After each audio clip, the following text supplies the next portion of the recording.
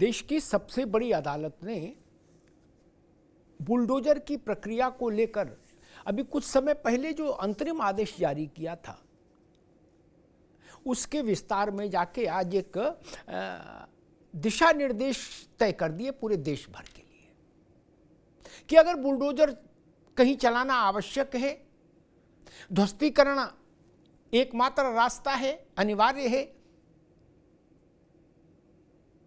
तो कैसे ध्वस्तीकरण होगा, उसकी प्रक्रिया क्या होगी, नोटिस कितने समय पहले दिया जाएगा, कैसे नोटिस दिया जाएगा, डिस्ट्रिक्ट मजिस्ट्रेट की एक जिम्मेदारी होगी, वो एक नोडल ऑफिसर नियुक्त करेंगे, एक पोर्टल बनाइए, उस पर अवैध निर्माण का सब सिजरा डाला जाना चाहिए, आदि आदि। यानी बुलडोजर की गतिविधि को सुप्रीम कोर्ट ने व्यवस्थित और विनियमित रेगुलेट करने की जरूरत पर जोर दिया है, जो कुल जमा समझ इतनी है जो बनी। बुलडोजर पर प्रतिबंध नहीं है, बुलडोजर पर प्रतिबंध हो भी नहीं सकता। सरकारी भूमि पर अतिक्रमण,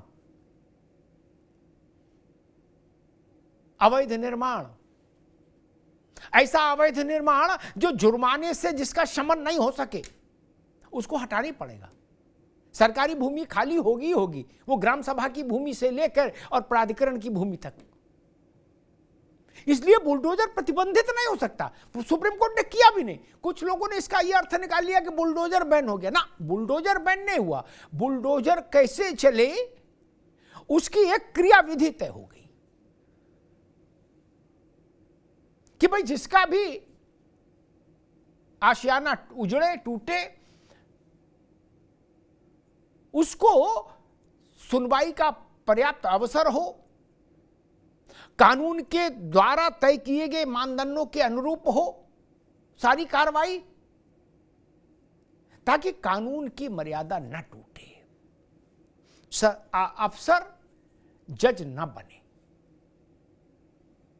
सबका काम अलग अलग है, कार्यपालिका का अलग है, विधायिका का अलग है, न्यायपालिका का अलग है। आज सुप्रीम कोर्ट ने उसको भी पुनर्रेखांकित किया। लेकिन कुछ लोगों ने कहा कि बुलडोजर प्रतिबंधित हो गया, ऐसा अर्थ निकाला। तो शायद जो लोग सरकारी जमीन पर कब्जा किए हैं, उन सब लोगों के मन में कुछ लड्डू भी फूटे हो थोड़ी देर को कि अब आनंद आ गया, अब तो बुलडोजर बंदी हो गया, अब कैसे कोई हटाएगा। ऐसा नहीं है।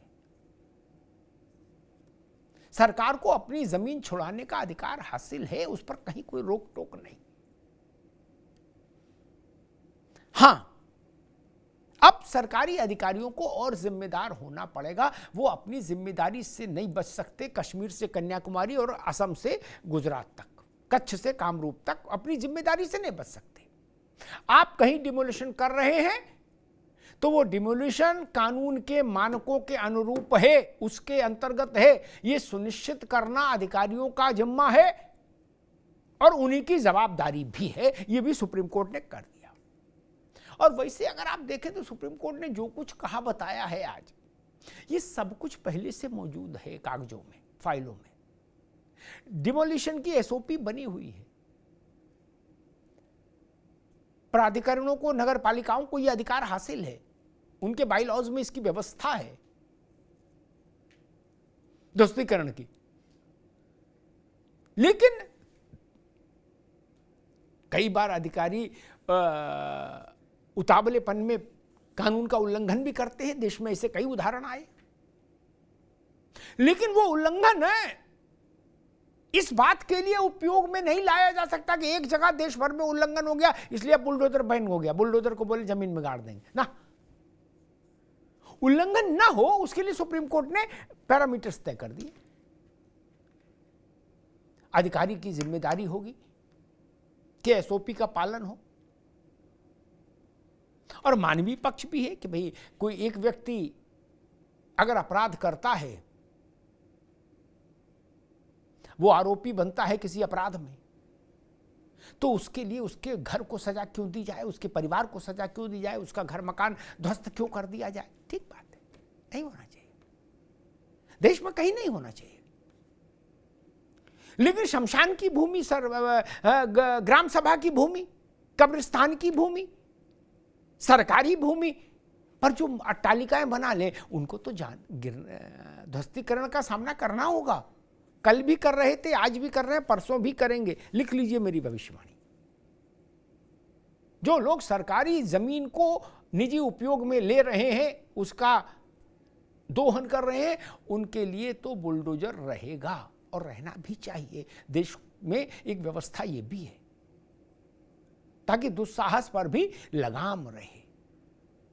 हां, व्यक्तिगत संपत्तियों का जहां तक मसला है, उसमें अब आज के सुप्रीम कोर्ट के दिशा निर्देशों के बाद मुझे लगता है अधिकारियों को और ज्यादा सतर्क रहना होगा, जिम्मेदार रहना होगा और कायदे कानून के दायरे के भीतर ही बुलडोजर की ध्वस्तीकरण की कार्रवाई को करना होगा। हमारे साथियों ने एक रिपोर्ट तैयार की है, पहले उस रिपोर्ट को देखिए, फिर मेहमानों से परिचय कराएं और फिर बहस में चलते हैं।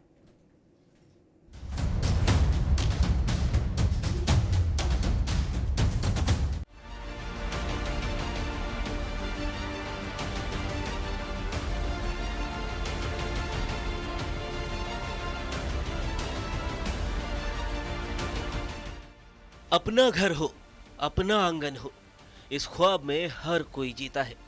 इंसान के दिल की ये चाहत है कि एक घर का सपना कभी ना छूटे। देश की सबसे बड़ी अदालत के ये वो अल्फाज है जो बुलडोजर एक्शन की मनमानी कार्रवाई वाले फैसले के पहले पन्ने पर लिखे गए हैं। और इन्हीं शब्दों के साथ सुप्रीम कोर्ट ने बुधवार को बुलडोजर एक्शन पर बड़ा फैसला सुनाते हुए लोगों के घर गिराए जाने को असंवैधानिक बताया है। हम बहुत खुश हैं। हम ये समझते हैं कि कोर्ट ने बिल्कुल सही मौकिफ अपनाया है, स्टैंड अपनाया है। ऐसे लोगों के खिलाफ कार्रवाई भी होनी चाहिए जिन लोगों की दुनिया को लूट दिया गया है, बर्बाद कर दिया गया है।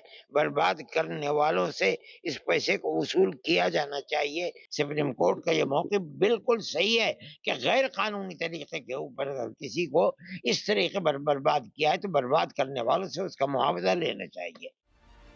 दरअसल करीब 1700 केस की अपील और सभी राज्य सरकारों की दलील सुनने के बाद सुप्रीम कोर्ट ने कहा है कि हमें अनुच्छेद 142 के तहत निर्देश जारी करना जरूरी लगता है।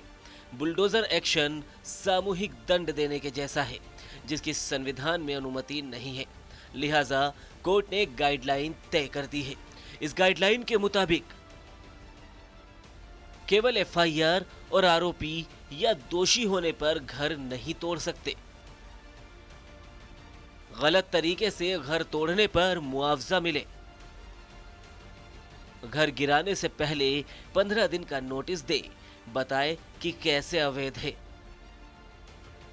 3 महीने में डिजिटल पोर्टल बनाए, नोटिस की जानकारी दे। रजिस्टर्ड पोस्ट से नोटिस भेजे, घर के बाहर नोटिस चिपकाए। सत्ता का दुरुपयोग बर्दाश्त नहीं किया जा सकता। बुलडोजर की मनमानी पर अधिकारियों को नहीं बख्शेंगे।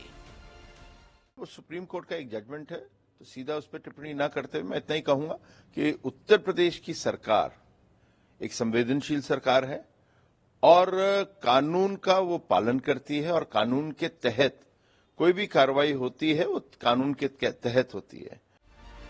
वहीं सुप्रीम कोर्ट के आदेश के बाद सियासी गलियारों में भी नया संग्राम शुरू हो गया है। योगी के इस बुलडोजर मॉडल को जहां तमाम राज्यों ने अपनाया था, तो वहीं अब सुप्रीम कोर्ट के आदेश के बाद विपक्ष के निशाने पर योगी सरकार ही आ गई है। जो घर तोड़ना जानते हैं उनसे क्या उम्मीद करोगे आप? जो घर तोड़ने में सेकंड न लेते हो उनसे क्या उम्मीद करते हो? कम से कम आज के बाद उनका बुलडोजर हमेशा हमेशा के लिए खड़ा हो जाएगा गैराज में। अब किसी गरीब का घर नहीं टूटेगा। तो मैं समझता हूं कि बहुत ही अच्छा निर्णय है सर्वोच्च न्यायालय ने, और ये जंगल राज जो योगी का जंगल राज चल रहा था, उस जंगल राज को पूरा खत्म करने का कार्य किया है। उस पे एक मजबूत ब्रेक लगेगी। ये भारतीय जनता पार्टी की उत्तर प्रदेश की सरकार को जोरदार तमाचा कि बिना आरोप तय हुए, बिना अपराधी साबित हुए बिना कोर्ट के ऑर्डर के आप किसी का घर नहीं गिरा सकते हो। आप खुद से कोर्ट नहीं हो, आप खुद से जज नहीं हो। बहरहाल बुलडोजर एक्शन के खिलाफ 1735 केस में जहां 400 अन्य राज्यों के हैं तो करीब 1300 मामले उत्तर प्रदेश के हैं। वहीं सुप्रीम कोर्ट के आदेश के बाद ये सवाल भी शोर करने लगा है कि क्या पूरी तरह थम जाएगा बुलडोजर। सवाल तो ये भी है कि बुलडोजर पर सुप्रीम कोर्ट के एक फैसले के मायने क्या है।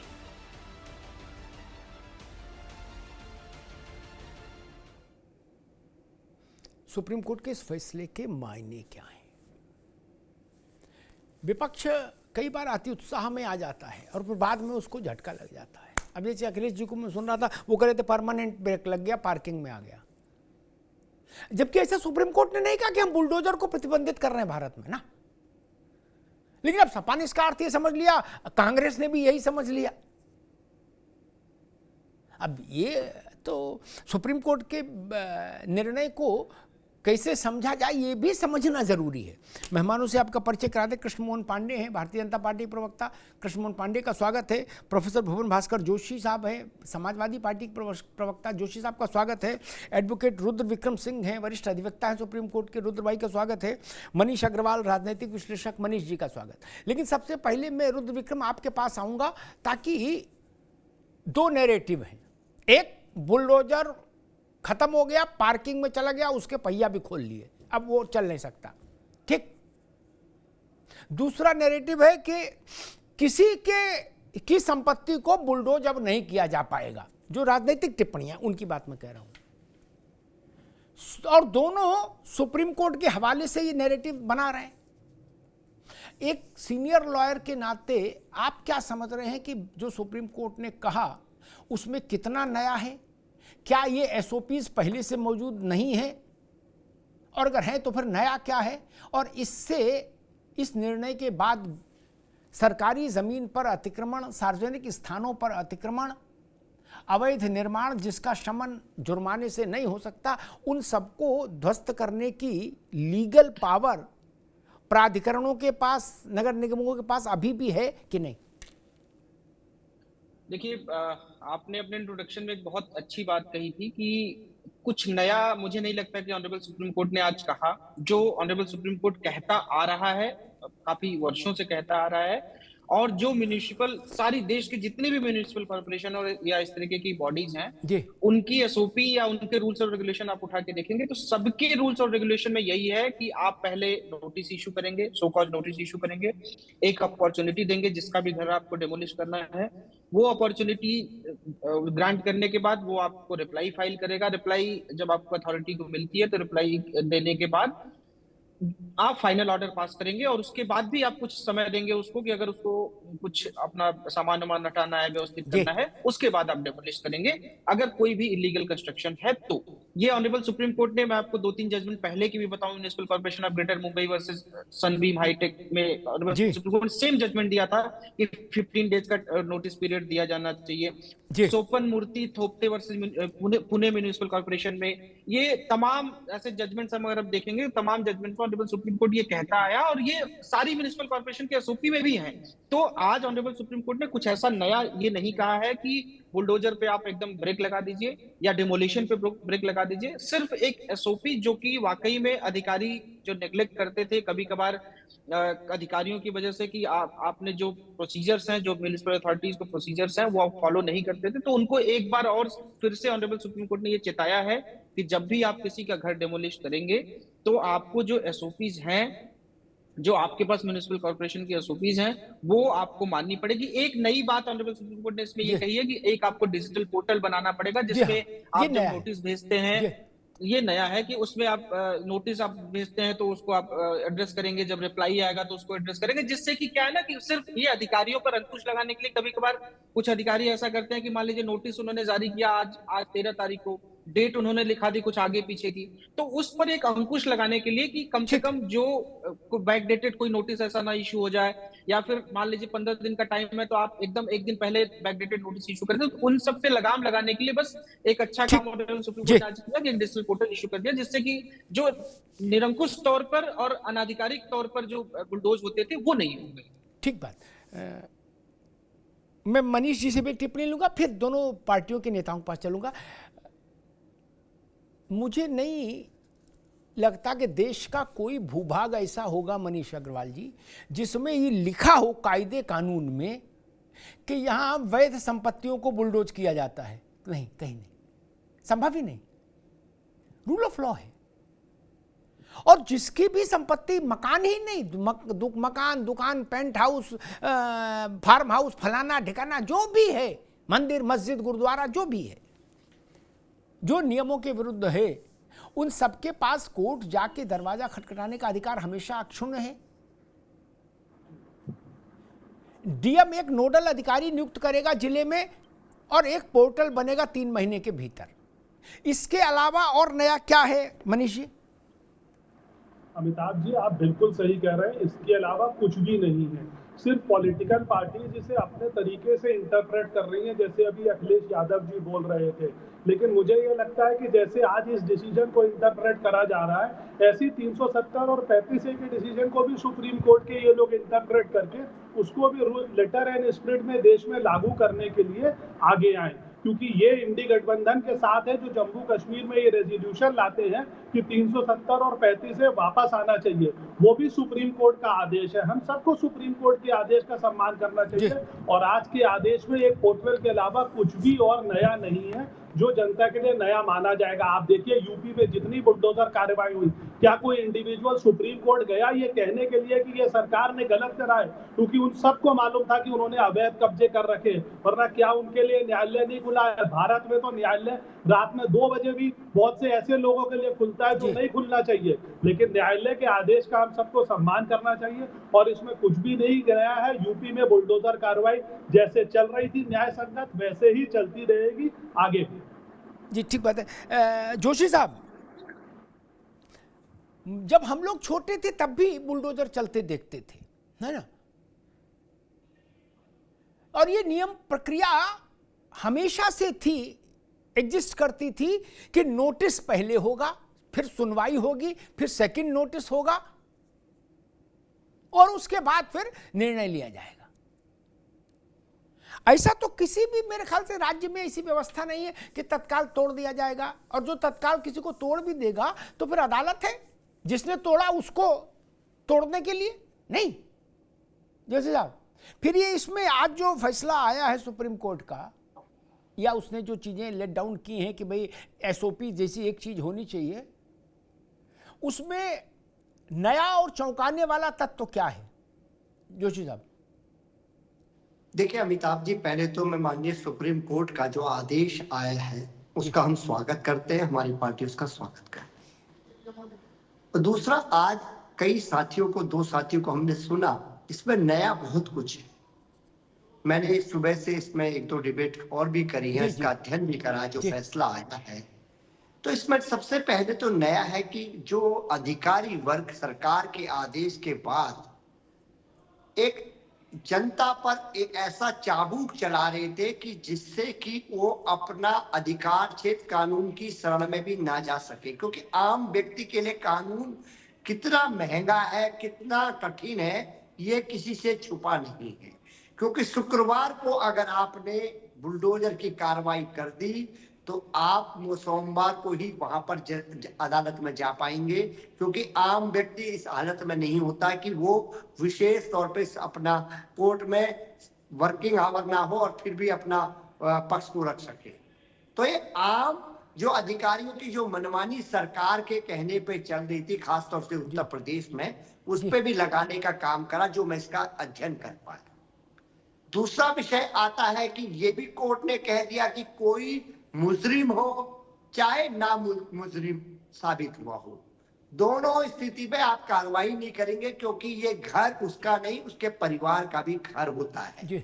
लेकिन जो सरकार की संपत्ति है उस पर अगर बुलडोजर कार्रवाई होती है तो वो 15 दिन का नोटिस का जो पीरियड बढ़ा है उसमें आपको भी अपने पक्ष रखने का पूरा अधिकार क्षेत्र दिया गया है।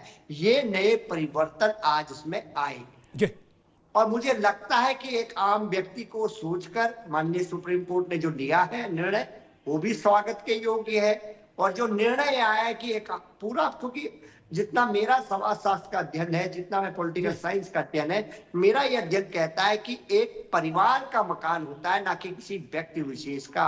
अगर एक व्यक्ति जुर्म भी करा हुआ है, उसकी सजा पूरे परिवार को नहीं मिल सकती। और सरकार कोई भी आए, वो सरकारी संपत्ति छुड़ाना उसका दायित्व बनता है। इस बात को एक जिम्मेदार नागरिक के तहत मैं मानता हूँ। ठीक जोशी साहब, मुझे नहीं लगता कि किसी सरकार ने, उत्तर प्रदेश नहीं, मैं तो तमिलनाडु की भी बात कर रहा हूँ, बुलडोजर वहां भी चल रहा है, सिद्धरमैया के यहाँ भी बुलडोजर चल रहा है, सपा की तो सरकार नहीं, इनके यहाँ भी चल रहा होता, बुलडोजर सब जगह चल रहा है। देश के कोई राज्य ऐसा नहीं जहां नहीं चल रहा। ठीक, मुझे नहीं लगता ये, बल्कि मैं इस बात को लेके कन्विंस्ड हूं कि किसी राज्य में भी इसलिए बुलडोजर नहीं चलाया गया किसी की निजी संपत्ति पर कि वो अपराधी है। अपराधी के नाते तो बुलडोजर चल ही नहीं सकता भाई मेरे। आपने इंप्रेशन ले लिया। मैं जोशी जी को एक बात बताऊं, विद्वान व्यक्ति हैं। जब अभी पिछली हियरिंग में रुद्र को उस बात का स्मरण होगा, जब सुप्रीम कोर्ट ने इंटरिम एक ऑर्डर दिया था इसी पर, डिमोलिशन के मसले पर, उस वक्त सुप्रीम कोर्ट ने जो इंटरिम ऑर्डर लिखाया था उसमें उत्तर प्रदेश सरकार के, ये चौंकाने वाली बात बता रहा हूं, झटका लगेगा, उत्तर प्रदेश सरकार के द्वारा दायर किए गए एफिडेविट की प्रशंसा की थी, ऑन रिकॉर्ड। ये मैं बना नहीं रहा, गूगल में पढ़ा है, देख लीजिएगा। क्या यूपी गवर्नमेंट से पूछा गया था कि भाई कैसे तोड़े आपने संपत्तियां, यूपी गवर्नमेंट ने अपना एफिडेविट दायर किया, शपथ पत्र, मुंह जबानी नहीं, शपथ पत्र दाखिल किया। कोर्ट ने उसको पढ़ा और कोर्ट ने कहा कि हम इस बात की प्रशंसा करते हैं। जोशी साहब, तो मानी तो कोर्ट की जाएगी, कांग्रेस अजय राय की तो मान नहीं सकते देश में, मानी तो कोर्ट की जाएगी। और कोर्ट ने ये कहा था, मैं तो कह रहा हूं सिद्धरमैया साहब ने भी अपनी सरकार में किसी का इसलिए मकान कैसे तोड़ देंगे कि इसने जेब काटी, जेब काटी की सजा दूसरी है। किसी भी कानून में सजा किसी का मकान तोड़ने के तो 302 में भी नहीं है भैया। रुद्र विक्रम गलत तो नहीं कह रहा, कत्ल में भी सजा नहीं है भैया, मकान अलग विषय। हां, अब कोई सोचेगा, आ रहा हूं कृष्ण मोहन आपका, कोई सोचेगा कि फिर कैसे होता है, मुख्तार के भी घर गिरे, संपत्तियां गिरी, हवेलियां गिरी, अतीक की भी गिरी। जोशी जी, क्या वो अपराधी भी थे? वो अपराधी ही थे, नहीं है इस प्रसंग में, अपराधी भी थे, ये उनका एक्स्ट्रा कैरिकुलर एक्टिविटीज थी। लेकिन उनकी बिल्डिंगें ध्वस्त इसलिए हुई कि उन्होंने सरकारी संपत्ति पर कब्जा किया था। बोलो सियावर रामचंद्र की जय। एटा में जोगिंदर और रामेश्वर के संपत्तियां ध्वस्त हुई, क्या कोई कब्रिस्तान में थी, कब्जे को घेर लिया था, कहीं ग्राम पंचायत की सभा, जनसभा। वो अपराधी भी है, जेल में है, ये संयोग या दुर्योग है उनके भाग्य का। जोशी जी, और वो प्रक्रिया बंद नहीं हो सकती। मान लीजिए मिस्टर एक्स ने सरकारी जमीन पर अपना मार्केट बना लिया और उसके बाद उन्होंने एक बलात्कार भी कर दिया लगे हाथ, तो कम समझदार लोगों को लग सकता है कि बलात्कार के कारण इनकी संपत्ति गिराई गई। नहीं, इनकी संपत्ति इसलिए ध्वस्त की गई क्योंकि इन्होंने सरकारी जमीन पर कब्जा किया। रुद्र विक्रम गलत तो नहीं समझ पाया मैं?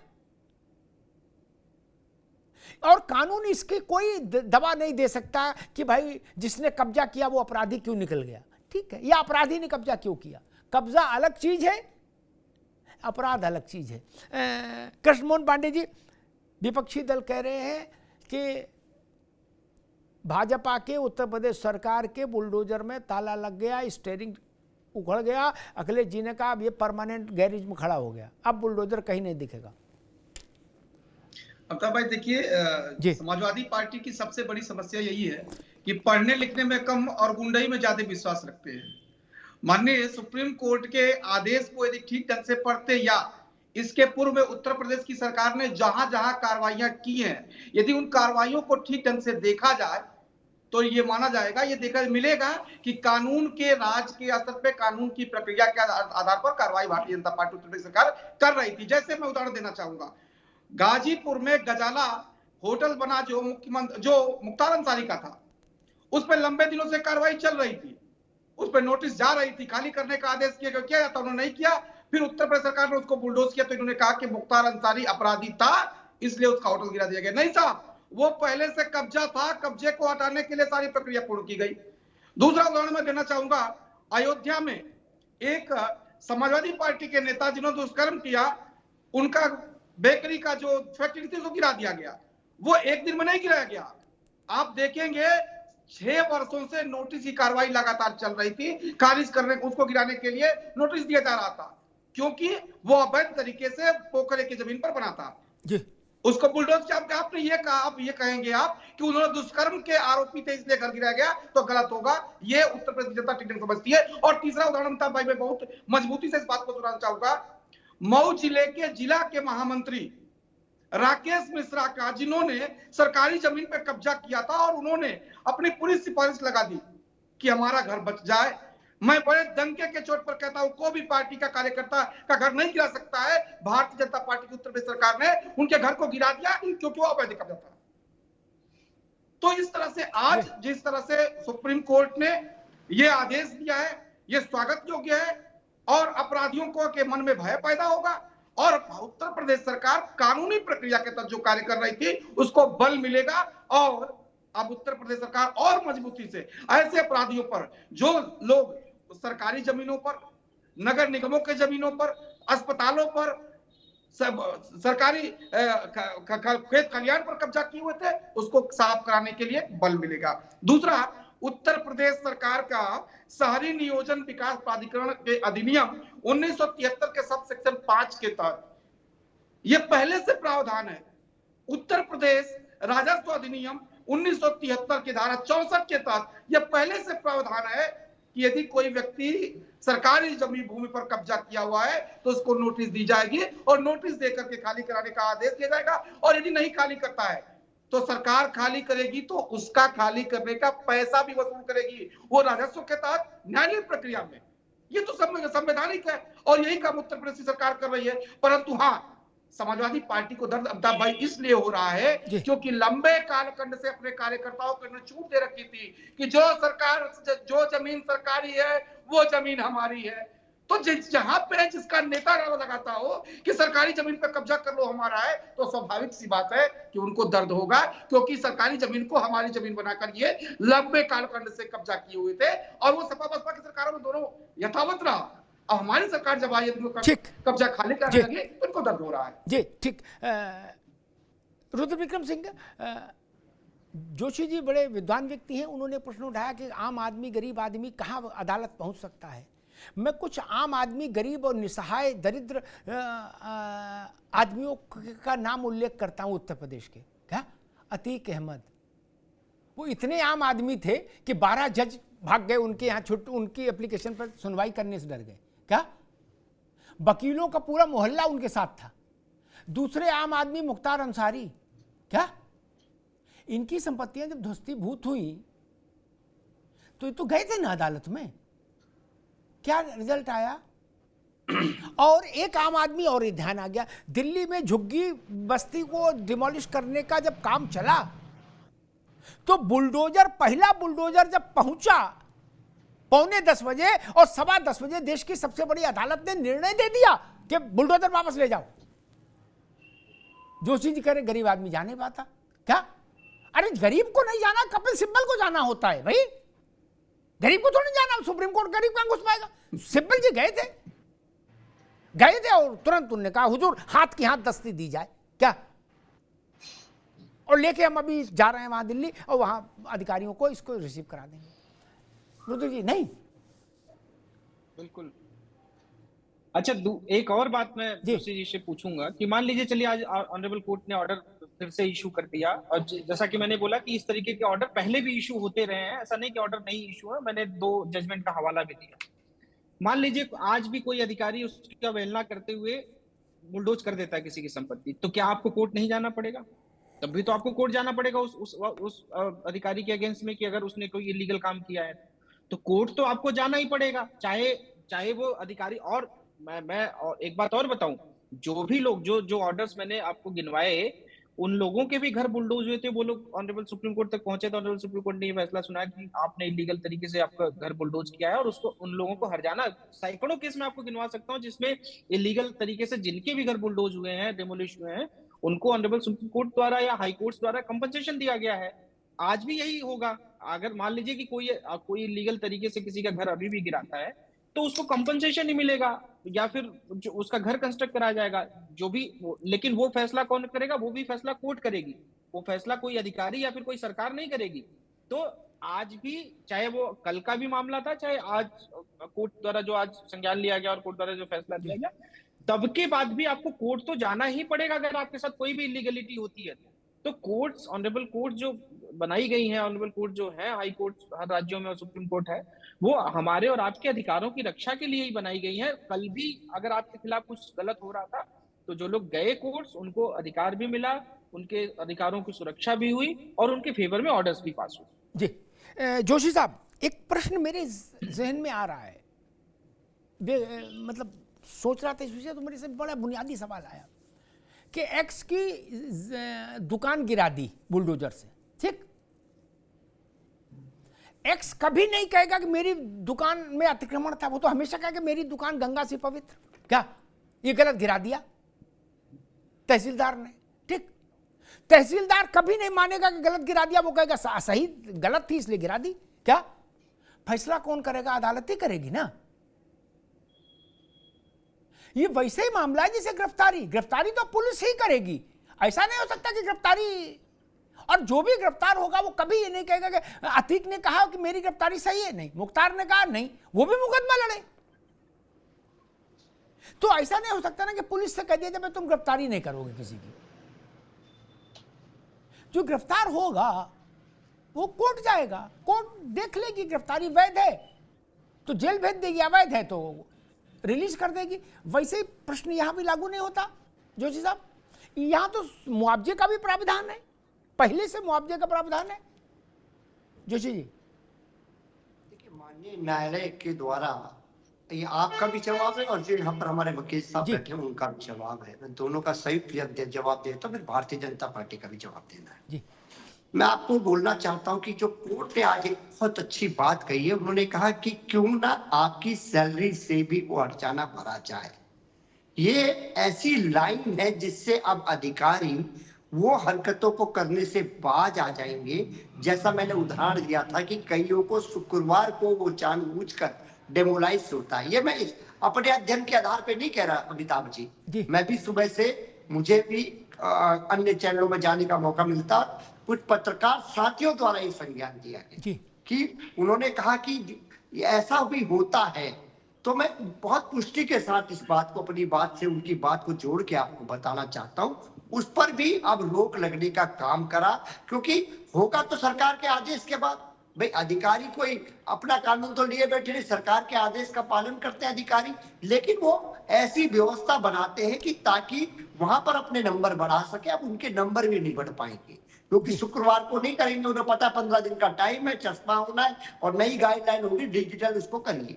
ये अच्छे पहल हुए, इसका सभी को स्वागत करना चाहिए।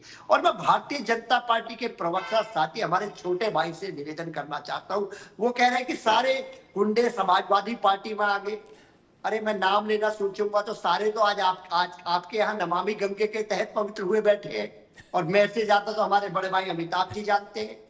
वो सारी योजना बता देंगे कौन कौन नमामि गंगे के तहत पवित्र हुए, पूरा आपका बायोटा निकल जाएगा।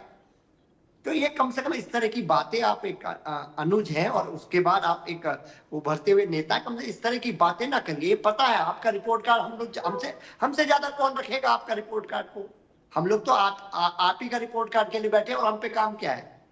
तो ऐसी बातें ना करें जो देश और प्रदेश नहीं सुनना चाहता, जानते हैं सब। और अभी वो धराशायी नहीं हुए हैं, वो कब धराशायी होंगे ये भी उनको पता होगा। कब धराशायी होंगे? मौसम एक सा नहीं रहता, मौसम बदलता रहता है। अब कभी आपने अभी गर्मी देखी थी, अब सर्दी आने आ गई। ठीक है जोशी जी, लेकिन एक बात है, याद आ गया, फिर मैं मनीष जी के पास जाऊँ। अखिलेश जी ने जब इंटरिम ऑर्डर आया था उसके बाद एक सभा में कहा था कि सरकार आने दो, सारे बुलडोजर गोरखपुर की ओर रवाना कर दूंगा। बुलडोजर से इश्क तो इधर भी है नहीं, बुलडोजर वाली रंगबाजी तो इधर भी है नहीं। अब इसका जवाब जरूर ले लीजिए जी, जल्दी से दे दीजिए, फिर मैं मनीष। देखिए माननीय अखिलेश यादव जी ने कहा जो बुलडोजर संस्कृति जहां से आई है, नहीं संस्कृति ने कहा उन्होंने, ना जोशी जी प्रणाम प्रणाम नहीं, ऐसा नहीं कहा उन्होंने, कहा सारे प्रदेश भर के बुलडोजर उधर रवाना कर दूंगा, संस्कृति नहीं। मैंने आपका बड़ा विनम्रता से सुना, जवाब सुन लीजिए जी। देखिए बुलडोजर और योगी जी का पोस्टर पूरे इंडिया में चल रहा है जहां जहां चुनाव होते हैं जी। तो एक तरह से कह सकते हैं बुलडोजर के रोल मॉडल माननीय योगी जी है। तो हमारा कर्तव्य बनता है कि जब हमारी सरकार आए तो बुलडोजर को ससम्मान हम गोरखपुर पहुंचा के आए। ठीक है जोशी साहब, गोरखपुर व्यक्तियों के लिए महत्वपूर्ण के लिए पहचाना नहीं जाता। गोरखपुर गोरक्षनाथ पीठ के कारण पहचाना जाता है। व्यक्ति तो आते जाते हैं, उनकी एक आयु है। तो क्या गोरक्षनाथ पीठ पर बुलडोजर चढ़ेगा? गोरखपुर क्या करने जाएगा? चाट पकौड़े खाने जाएगा? नहीं ना। मैं तो कह रहा हूं सिद्धरमैया के यहां जो बुलडोजर चला वो और योगी के यहां जो बुलडोजर चला उसमें अंतर कैसे कर लोगे? जो स्टालिन के तमिलनाडु में बुलडोजर चल रहा है वो और योगी के यहां जो चल रहा है उसमें अंतर हो जाएगा। योगी जी के यहां चला तो बुलडोजर खराब, और ममता जी के यहां चला तो बुलडोजर जिंदाबाद, बुलडोजर मेरी जान, ऐसा नारा लगेगा क्या? ना ना।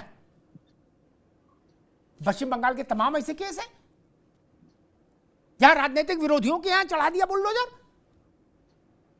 वो पवित्र हैं। जी, और ये वाला गलत है, बोलना ये गलत है। इंडिया अलायंस को छूट है, बाकी कोई नहीं कर सकता। नहीं ना, सुप्रीम कोर्ट ने 1700-1800 मामलों को स्कैन किया है,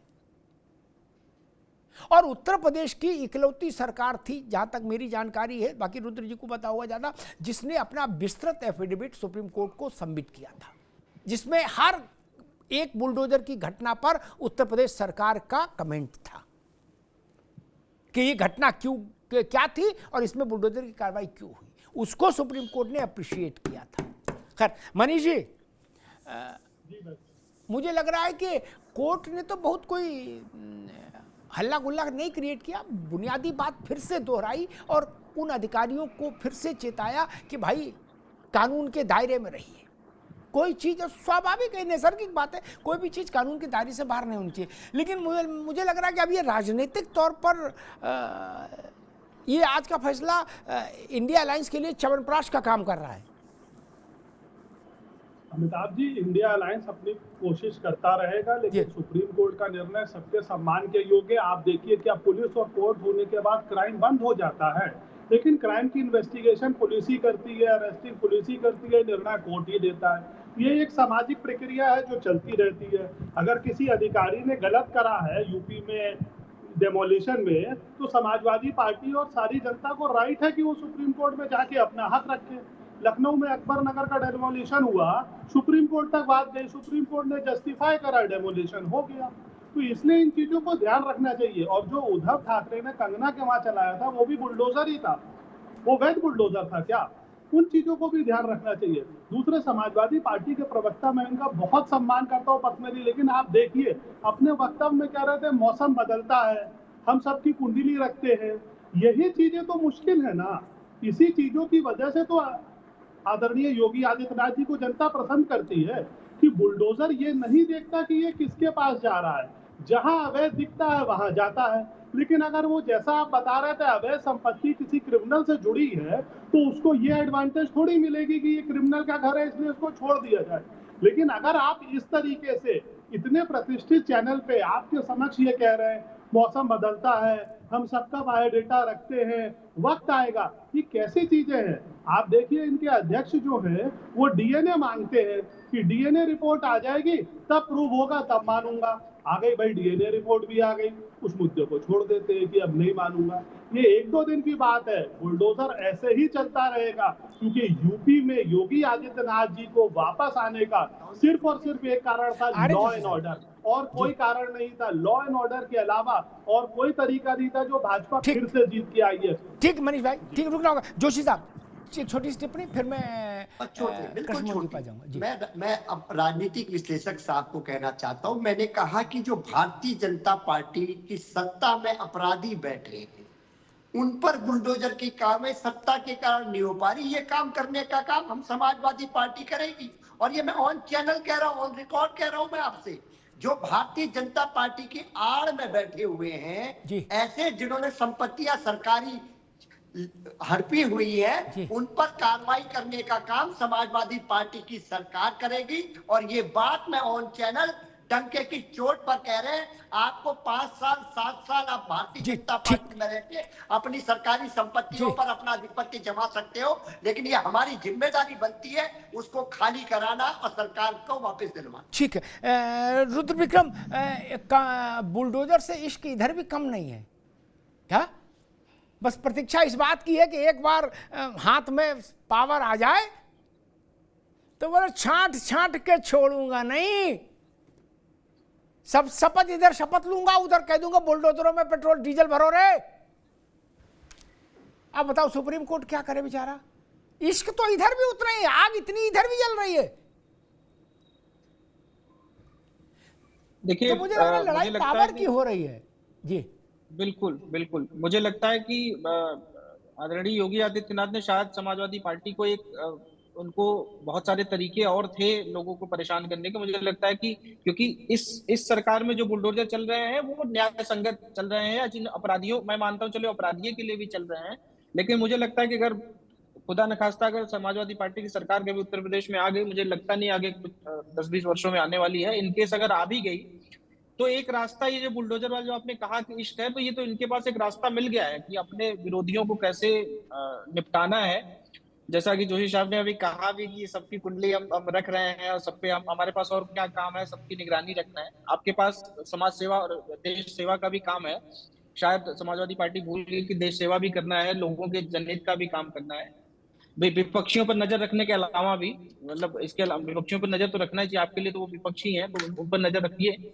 लेकिन बिल्कुल मुझे देखिएगा, इससे ज्यादा बुलडोजर प्रयोग में लाए जाएंगे जब समाजवादी पार्टी की सरकार, आप भी होंगे चैनल पे, हम भी होंगे, तो शायद तभी एक डिबेट कर लेंगे कि इससे ज्यादा बुलडोजर की कार्रवाइयां होंगी और उसमें से ज्यादातर इलीगल कार्रवाइयां होंगी। ये आप देखिएगा कि समाजवादी पार्टी की सरकार आएगी तो बिल्कुल जो आपने कहा कि इश्क है तो वो इश्क का फरमान भी जारी होगा फिर जब समाजवादी पार्टी। कृष्ण मोहन जी भैया संभल के रहिए, क्या समाजवादी पार्टी डायरी में नाम लिख रही है क्या? मैं नक्शा कि किसका छज्जा बाहर है, इधर सरकार आई उधर छपाक।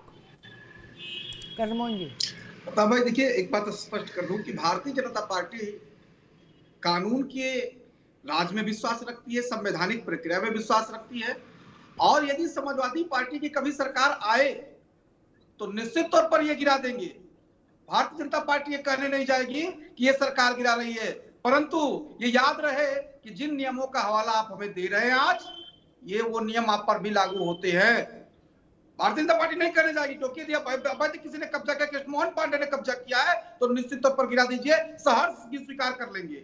परंतु जो इस बात की ताकीद दे रहे हैं कि याद रखना और हमारा काम ही है एक एक लोगों को याद रखना, तो साहब आप हमको याद रखिए, ये बात ठीक है, लेकिन आपकी ये बात उत्तर प्रदेश की जनता याद रख रही है, और इसीलिए 14, 17, 19, 22 बला चलते जा रहे हैं, और आगे भी कोई संभावना नहीं दिख रही है, क्योंकि आपके लोग जो इस तरह से सड़कों पे उतर रहे हैं लाठी डंडे लेके। और अमिताभ भाई एक बड़ी इंटरेस्टिंग बात बता दूं कि जिन जिन सीटों पर समाजवादी पार्टी के सांसद जीते हैं, उन जगहों पर उनके संबंधित थानों में रेट ऑफ क्राइम बढ़ गया है।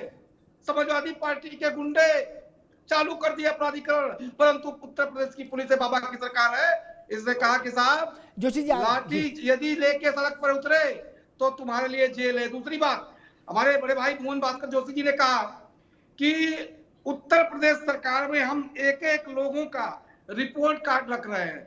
साहब आप हमारा रिपोर्ट कार्ड रखिए, जनता आपका रिपोर्ट कार्ड रख रही है। और आपने कहा कि उत्तर प्रदेश के सरकार का आदेश का पालन अधिकारी करते हैं। नहीं साहब, ठीक कर दूं, दुरुस्त कर दूं आपको कि उत्तर प्रदेश सरकार के आदेश का नहीं, माननीय न्यायालय के आदेश का पालन उत्तर प्रदेश का अधिकारी करता है। एग्जीक्यूशन का काम उन अधिकारियों का, सरकार का है, परंतु आदेश न्यायालय का है। ठीक, तो किसी का घर गिरा हो, किसी का पोखरा तोड़ा गया हो, किसी की व्यवस्था तोड़ी गई है तो निश्चित तौर पर न्यायालय का आदेश। ठीक, एक चीज मैं और कह दूं, जो चीज आ रहे हैं पास, एक चीज मैं और कह दूं कि सरकारों के संचालन, सरकार जब बोला जाता है तो उसका मतलब होता है political leadership of the government, राज्य के राजनीतिक नेतृत्व, सत्ता। और जब शासन बोला जाता है तो उस पर आ जाता है कार्यपालिका, अधिकारियों का तंत्र। मैं एक बात कहूँगा बहुत विनम्रता से कि शासन की सरकार चलाने की एक क्रियाविधि तय है, सरकार भाजपा की हो, सपा की हो, किसी की हो, यहाँ उत्तर प्रदेश की हो चाहे तमिलनाडु की हो। जोशी साहब कि कौन, एक सेकंड रुक जाओ, कि कौन से विषय सरकार के पास जाएंगे, यानी मंत्रिमंडल के पास जाएंगे, संबंधित मंत्री के पास जाएंगे, मुख्यमंत्री के पास जाएंगे, और उनसे छोटे सारे विषय कार्यपालिका तय करती है। मुझे नहीं लगता कि किसी भी फन्ने खा के यहाँ बुलडोजर चलाने का फैसला क्या जिले से बाहर भी लेने की जरूरत पड़ती हो ना।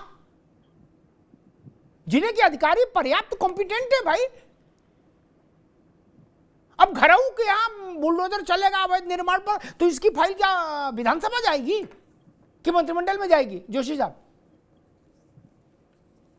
देखिए, अभी हम भारतीय जनता पार्टी के प्रवक्ता साथी को सुन पा रहे थे और मुझे लगता है इन्होंने 17, 19 और 22 का उदाहरण दिया, उसके आगे की गिनती अपने स्कूल में नहीं सीख पाए। और वो गिनती इसलिए भूल गए कि 2024 में समाजवादी पार्टी ने उत्तर प्रदेश में इनको हाफ करने का काम करा। जिस प्रदेश की 30 करोड़, बीच में नहीं बोलना पांडे जी, अभी केवल जोशी जी तमीजदार लोगों के बीच में बुलाई, मैं कभी किसी को इंटरप्ट नहीं करा। जोशी जी केवल आप बोल रहे हैं जी।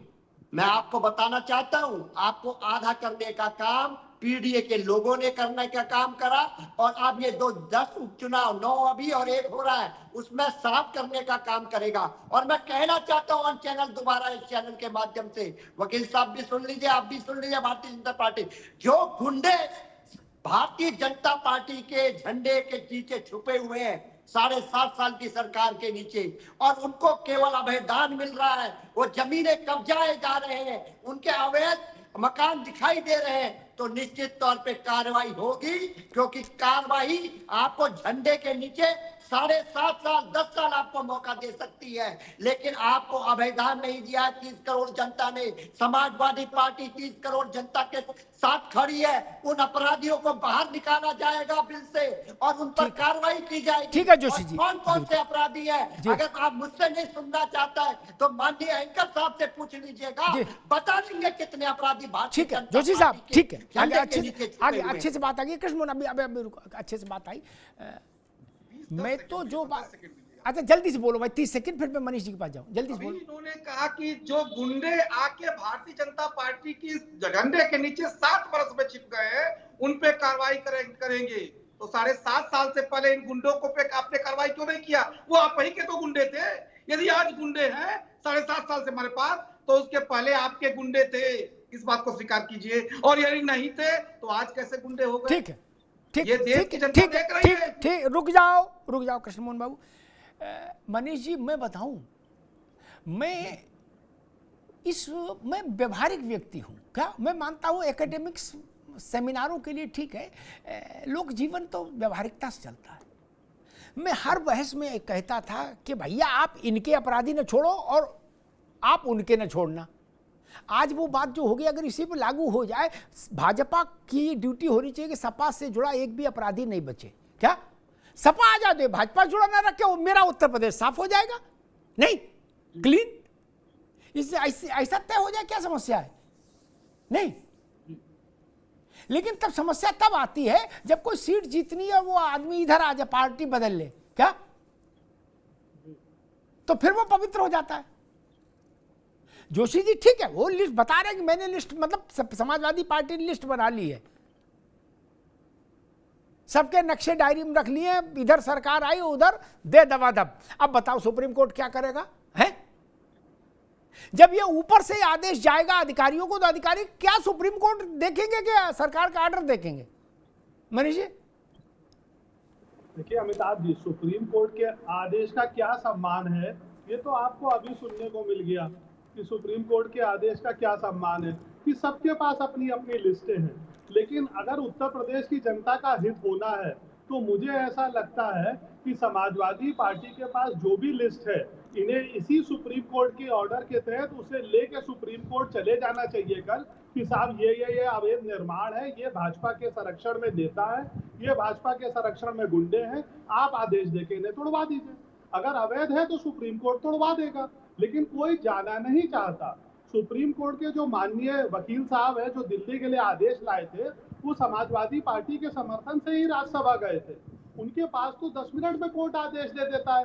तो आप क्यों जनता के ऊपर ये अत्याचार करवा रहे हैं कि जनता अभी ये अत्याचार तब तक सहे जब तक आपकी सरकार ना बने। आप जनता को आज ही भयमुक्त कर दीजिए, आप ये 9 सीटें भी जीत जाएंगे और 27 का चुनाव भी। ठीक है मनीष भाई, बस ठीक बात। रुद्र विक्रम, एक छोटी सी टिप्पणी, समय कम है। अब इस फैसले के बाद आप क्या सिनेरियो देखते हैं? छोटी सी टिप्पणी पूरे देश भर में, क्योंकि ये फैसला पूरे देश के लिए है, देश के हर ब्यूरोक्रेट के लिए है, हर सरकार के लिए। देखिए, मैं ये देखता हूं कि अगर सुप्रीम कोर्ट का एक फैसला ये लागू हुआ कि सारे डिस्ट्रिक्ट जो कलेक्टर्स हैं या डीएम्स हैं उनको एक नोडल ऑफिसर बनाना, डिजिटल पोर्टल बनाना, अगर ये लागू कर पाए, बहुत सारे ऑनरेबल कोर्ट्स के आदेश हैं जो 2008-2006 से पास हुए हैं, जिनका कंप्लायंस आज तक नहीं हुआ। सारे थानों में सीसीटीवी लगना था, आज तक आप चले जाइए, सारी जेलों में लगना था, हर बैरक में लगना था, नहीं लगे। तो अगर मैं कहता हूं कि अगर 3 महीने का ऑनरेबल सुप्रीम कोर्ट ने ऑर्डर दिया, अगर ये कंप्लायंस हो जाता है तो बहुत अच्छी बात है। मुझे लगता है कि अगर जो भी इलीगल बुलडोज होते थे वो नहीं होंगे, और नहीं होता है तो फिर वो चलता रहेगा, 2-4 साल 6 साल लगता रहेगा, क्योंकि मुझे नहीं लगता कि कंप्लायंस किसी भी कोई भी सरकार, चाहे वो भाजपा की सरकार हो, मैं किसी भी सरकार कहता हूं, चाहे वो भाजपा की सरकार हो, कांग्रेस सरकार हो, अन्य दलों की सरकार हो, कोई इंटरेस्टेड नहीं होता। ना ही मैं आपको 3 महीने बाद आप फिर डिबेट कर लीजिएगा, मैं दावे के साथ कह सकता हूं कि शायद ही 1-2 राज्य सरकार ऐसी हो जो अपने राज्यों में इसका कंप्लायंस कर पाए। उसके बाद सुप्रीम कोर्ट में एक एफिडेविट फाइल कर देंगे, बोलेंगे साहब हमको अभी बहुत दिक्कत हो रही है, अभी हमको साल भर का और समय दीजिए, और ये ऐसे ही चलता रहेगा और वो कंप्लायंस के लिए समय मांगते रहेंगे। जोशी साहब, आपको क्या लगता है व्हाट नेक्स्ट अप की इस फैसले के बाद क्या सिनेरियो होगा? छोटी सी टिप्पणी। मैंने जैसा कि शुरू में कहा कि माननीय सुप्रीम कोर्ट का फैसले का स्वागत है। मुझे लगता है निश्चित तौर पे आम जन को भी इसका लाभ होगा, और अगर कोई कार्रवाई किसी प्रकार से हुई है तो उसको अधिकार क्षेत्र मिलेगा कि 15 दिन के अंदर वो अपना पक्ष को रख सकते। जी ठीक है। कृष्ण मोहन पांडे, क्या सिनेरियो बनेगा आगे? देखिए, इस फैसले से अब अपराधियों के मन में भय उत्पन्न होगा, और इस फैसले से सबसे बड़ी बात यह है कि जो हम न्यायालयीय प्रक्रिया के तहत कर रहे थे उसको एक बल मिल गया कि उत्तर प्रदेश सरकार जो कार्य कर रही थी वो बेहतर है, और हम ऐसे अपराधियों पर कार्रवाई करते रहेंगे जो सरकारी जमीनों पर कब्जा किए हुए थे। जी ठीक है। मुझे लगता है सुप्रीम कोर्ट ने पुरानी सारी बातें जो उसने अलग अलग मुकदमों में कहीं, जिसका जिक्र रुद्र जी ने किया, उनको एक साथ कोलाज बना के रख दिया। और ये जो कोलाज है ना, इसमें वही बातें हैं जो देश की हर राज्य के प्राधिकरण और म्युनिसिपल एक्ट में शामिल है बातें। कोई ऐसी बात नहीं जो किसी के म्युनिसिपल एक्ट में नहीं। कश्मीर से कन्याकुमारी, असम से गुजरात तक, हर सारी पक्ष विपक्ष जिसकी भी सरकार हो, कहीं ऐसा नहीं लिखा कि जाके अचानक से किसी अधिकारी के मन में आया गुरु आज 2-4 बुलडोजर से मकान गिराएंगे और चल दिया। नहीं ना, उसकी एक प्रक्रिया है। मैं हमेशा इस बात को कहता हूं कि इसका उत्तर तो दीजिए कि अतीक और मुख्तार जैसे लोग, उनकी संपत्तियां जब जब्त होती हैं, ध्वस्तीकरण होता। मायावती जी के समय में अतीक की एक संपत्ति का, एक कोठी का ध्वस्तीकरण हुआ था जोशी जी, लेकिन बहन जी तो बहन जी, आप जानते हो, आप तो उनके साथ गठबंधन 2 बार रह चुके। उनने ध्वस्तीकरण नहीं कराया केवल रुद्र, उनने समतलीकरण भी कराया। क्या अतीक तो गए थे supreme court, high court, international court तक, क्या हुआ? कुछ नहीं हुआ ना। मुख्तार के लोग भी गए थे जेल, अदालत,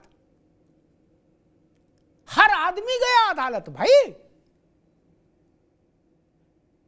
मैंने तो नहीं सुना कि अदालत ने कहा हो कि भाई इस कलेक्टर को जेल भेजो, इस चीफ सेक्रेटरी को जेल भेजो, मैं तो सुना नहीं। गरीब का मकान, जिसके पास एक छोटा सा मकान है, सामान्य व्यक्ति है, जीवन भर का उधार ईएमआई के जरिए मकान बनाया है, उसके केस में, और 100 बीघा का farm house, penthouse, shirt house, क्या क्या हाउस जिनके हैं, 20-20 गाड़ियां खड़ी हैं, उनकी स्थिति एक साथ नहीं कर सकते आप ना, एक साथ तुलना नहीं हो सकती। नहीं, ये जो सुप्रीम कोर्ट ने ऊपर 4 पंक्तियां लिखी ना कविता की, ये उस गरीब के लिए ही है। उस गरीब के अधिकार का संरक्षण हो, उसे भारत की सबसे बड़ी अदालत का संरक्षण हासिल हो, ये सुप्रीम कोर्ट ने आज सुनिश्चित कर दिया। अब जो अधिकारी इस लक्ष्मण रेखा को लांघेंगे वो सजा पाएंगे, दंड पाएंगे। उसी दंड में एक, मुझे नहीं पता, सुप्रीम कोर्ट ने टिप्पणी की है अभी, केवल ये ऑर्डर में इसको कन्वर्ट कर दिया है कि संबंधित जिलाधिकारी की सैलरी से मुआवजा दिया जाएगा। मुझे नहीं लगता कि अभी ऑर्डर में आई होगी बात, टिप्पणी की होगी कि क्यों ना ऐसा कर दिया जाए, और मैं तो कहता ऐसा भी हो जाए तो भी अच्छा है। नियंत्रण होना चाहिए पूरे देश में, कानून का शासन होना चाहिए, मनमानी का शासन नहीं। लेकिन ये भी तर्क नहीं चलेगा, ये निहायत थोथा और बेशर्मी भरा तर्क होता है कि आप अपराधी को इसलिए बचाना चाहते हैं कि उसकी अवैध संपत्ति को ध्वस्तीभूत कर दिया गया, तो आपने कह दिया ये तो इसलिए कर दिया कि इसने रेप किया था। नहीं जी, रेप वाला मुकदमा तो अलग चल रहा है। अयोध्या में जो था जोशी जी, आपकी पार्टी का नगर अध्यक्ष, उस पर रेप का मुकदमा अलग चल रहा है, सरकारी जमीन पर कब्जे का मुकदमा अलग चल रहा है। उन दोनों को एक साथ मिक्सअप मत करिए। बड़े अपराधियों पर दो मुकदमे अलग अलग हैं भाई। आजम खान तो बड़े आदमी हैं, उनकी तमाम संपत्तियां ध्वस्तीभूत हुई। उनके पास तो देश के बड़े बड़े वकीलों का पैनल था। क्या राहत दी कोर्ट ने? नहीं ना, गए ना कोर्ट में, नहीं राहत मिली, क्योंकि जमीन तो सरकारी थी, और जो जमीन सरकारी है वो जमीन हमारी है, ये तो नहीं चलेगा।